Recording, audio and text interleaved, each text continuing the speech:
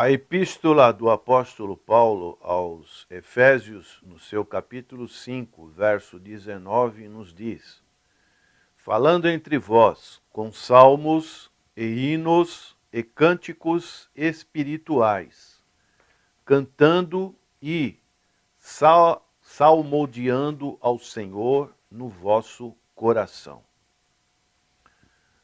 Todos os nossos cânticos espirituais, tanto na igreja como em particular, eles devem ser inteiramente dirigidos a Deus, como orações de louvores ou petições.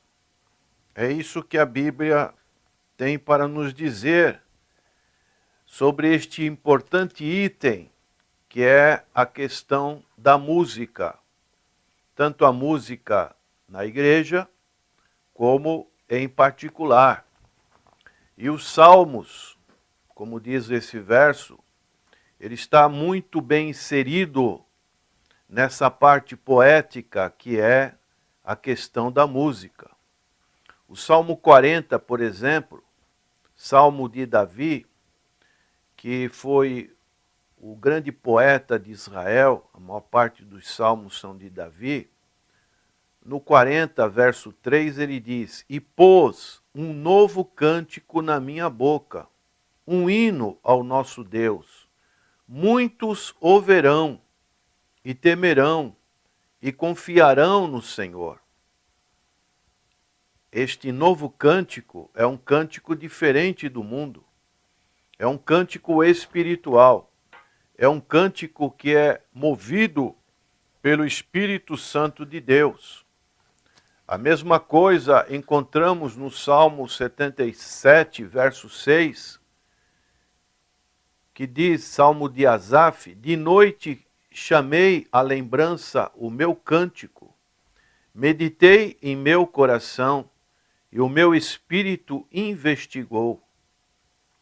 Que vemos uma maneira da pessoa estar com uma verdadeira oração de louvor ou petições. Cantar louvores ou qualquer cântico espiritual pode ser uma forma de manifestação sobrenatural do Espírito Santo. No contexto deste versículo 19 de Efésios 5, nós vemos no verso 18 a recomendação do apóstolo: e não vos embriagueis com vinho em que há contenda, mas enchei-vos do Espírito Santo. É uma manifestação que acontece no nosso ser, no nosso coração, quando estamos cheios do Espírito Santo. O mesmo ensino o apóstolo fala em 1 Coríntios, capítulo 14, verso 15. Que farei, pois? Orarei com o Espírito, mas também orarei com o entendimento. O apóstolo Paulo ele está dando duas opções. Quando realmente a pessoa é cheia do Espírito Santo, fala em línguas, mas ele também recomenda, devemos orar com entendimento. Da mesma maneira, ele fala a respeito de cantar. Cantarei com o Espírito. O Espírito Santo, nós somos templos do Espírito Santo, então podemos cantar com o nosso espírito, mas também cantarei com o entendimento. Cantar hinos cristãos é um meio de edificação, de ensino, de ações de graças e também de oração. O apóstolo Paulo, ele dá essa instrução aos Colossenses, capítulo 3, verso 16. A palavra de Cristo habite em vós, abundantemente em toda a sabedoria, ensinando-vos e ademoestando-vos uns aos outros, com salmos, hinos e cânticos espirituais, cantando ao Senhor com graça em vosso coração. Dessa maneira, Isso traz uma edificação quando nós vemos esse ensino da palavra de Deus, hinos que realmente tenham em suas letras esses meios de edificação. O cântico cristão é uma expressão de alegria. É o que nós podemos ver nesse verso 19 do capítulo 5 de Efésios. Isso quando nós estamos realmente cheios do Espírito Santo, conforme o verso 18, nós estamos na presença da pessoa do Espírito Santo. E a pessoa do Espírito Santo vai fazer com que nós sejamos um veículo de expressão, de gratidão, de alegria ao nosso Deus. O propósito de cantar hinos ou cânticos espirituais, ele nunca deve ser uma espécie de preenchimento no culto que prestamos a Deus, uma espécie de passatempo. Também não pode ser um lugar de exibição de talentos individuais, mas sempre devemos ter em mente que é um local de adoração e de louvor ao nosso Deus. Nós somos considerados gentios e dessa maneira o Senhor nos concedeu este grande privilégio da salvação. Por isso, nós devemos ser gratos por esta grande salvação. O apóstolo Paulo, em Romanos, capítulo 15, verso 9, ele fala isso. E para que os gentios glorifiquem a Deus pela sua misericórdia. Deus teve misericórdia para conosco, como está escrito. Portanto, eu te louvarei entre os gentios e cantarei ao teu nome. Aqui encontramos essas expressões maravilhosas que vêm lá do Antigo Testamento. E outra vez diz, alegrai-vos, gentios, com o seu povo, uma expressão que vem do livro de Deuteronômio. E depois no verso 11 ele diz, e outra vez louvai ao Senhor todos os gentios, e celebrai-o todos os povos. Vem lá do Salmo 117.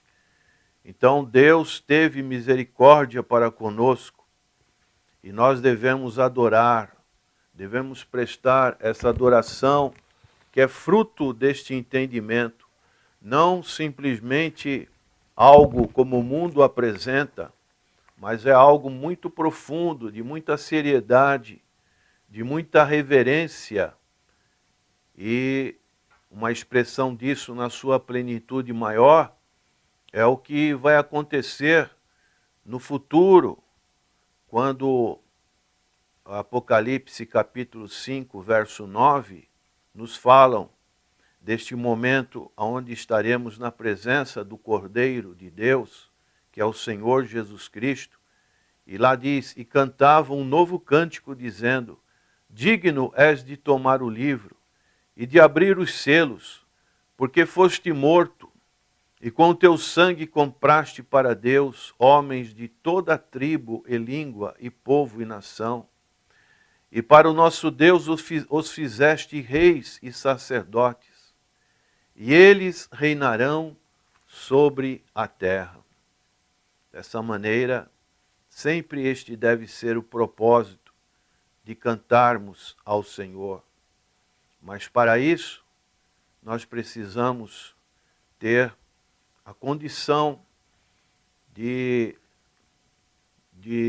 estarmos nos diminuindo, esvaziando de nós mesmos, não nos embriagar com o vinho deste mundo, com as obras da carne, mas estarmos cheios do Espírito Santo de Deus.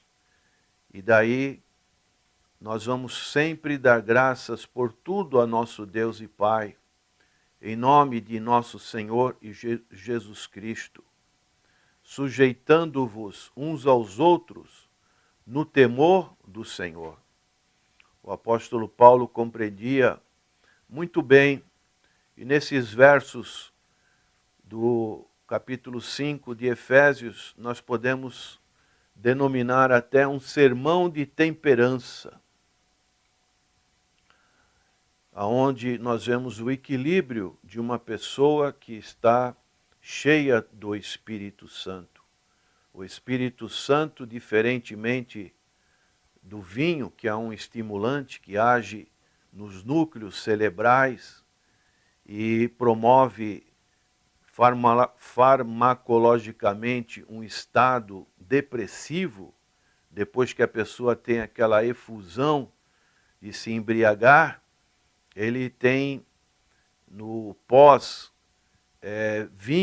no pós-bebida alcoólica, ele tem um estado depressivo, um estado para muitos até violentos. Por isso Paulo diz, onde há contenda. Mas uma pessoa que é cheia do Espírito Santo, ela vai estar tendo um resultado diferente, como esse que nós encontramos no verso 19. Ela vai estar cheia do Espírito Santo e ela vai estar equilibrada. Quando os cristãos, ali em Pentecoste, 120 cristãos receberam o Espírito Santo, a primeira impressão para as pessoas que estavam ali na cidade de Jerusalém foi dizer que eles estavam embriagados, que eles estavam cheios de bebida. E Pedro, tomando a palavra, disse, não é vinho, não é mosto, não é bebida alcoólica, mas nós recebemos o Espírito Santo de Deus. Quando nós temos o Espírito Santo de Deus, nós temos a energia, uma energia que age nas nossas vidas diferentemente da bebida alcoólica. E o Espírito Santo é este agente que nos deixa fortalecidos e nos deixa com graça, com situações em que podemos falar com salmos, hinos, cânticos espirituais ao nosso Deus.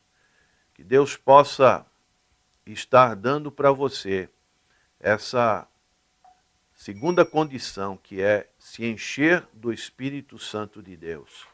É o Espírito Santo que nos convence do pecado, do erro, da justiça, do juízo vindouro. É o Espírito Santo que nos sela, uma espécie de carimbo, quando opera a regeneração em nossas vidas. É o Espírito Santo que nos batiza, que nos dá essa experiência tão importante para a nossa vida espiritual. Mas cabe a nós buscar esse enchimento, estarmos sempre cheios do Espírito Santo. Mas para o Espírito Santo nos encher, primeiro precisamos nos esvaziar do nosso ego, do nosso eu, para que o Espírito Santo esteja abundantemente nas nossas vidas. O Espírito Santo não é um líquido, não é uma força ativa, mas o Espírito Santo é uma pessoa que durante o ministério, muitos exemplos nós encontramos na palavra de Deus, de pessoas que foram cheias do Espírito Santo, como foi Isabel, como foi Zacarias, seu marido. O próprio Senhor Jesus, depois do batismo, foi cheio do Espírito Santo e conduzido ao deserto. Nós vemos Estevão, nós vemos Paulo, Barnabé, os discípulos, todos foram cheios do Espírito Santo. Que Deus te abençoe. Senhor, queremos suplicar o esvaziamento do eu, o esvaziamento de coisas da carne, líquidos que não trazem edificação, mas suplicamos o enchimento do teu Santo Espírito. Agradecemos pela tua palavra. Em nome de Jesus. Amém.